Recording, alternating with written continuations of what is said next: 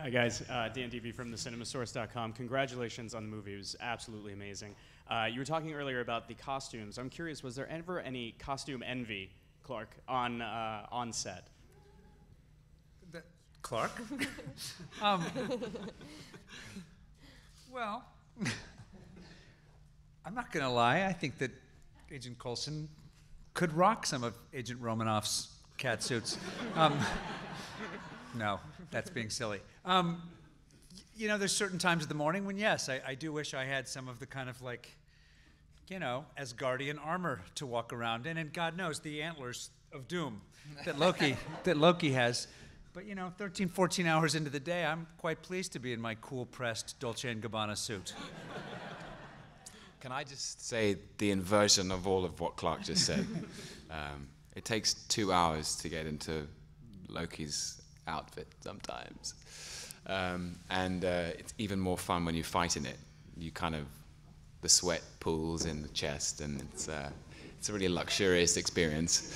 But the thing I should say, I want to publicly salute Alex Byrne. Yes.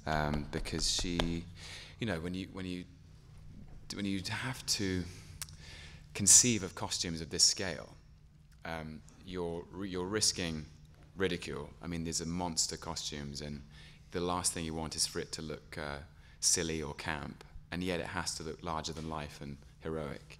And her work on it was amazing, and she worked with everybody in terms of like making them practical, and you could fight in them and jump in them and roll around, and my costume particularly does so much of the work for me, because Loki's silhouette is so incredibly menacing, and those clothes are so mean, and it's leather and metal and gold, and but there were days when I longed for the suit, the Dolce & Gabbana one. We gave you one day. That's true, yeah, in the museum. 3 hours in a nice suit. Hi, Valentina Martelli from the Italian National Television. It's a little bit of a different question. In a few months, we're going to have the Olympic Games starting. I'm sure Tom is very happy, especially because he's done something about Shakespeare, right? But I would like to know, what do you think that your character would be good at competing in each of the sports, and in which sports you will see the superhero competing? It's going to be a tough one for you. Yeah. Javelin? The luge. Yeah, the luge, exactly.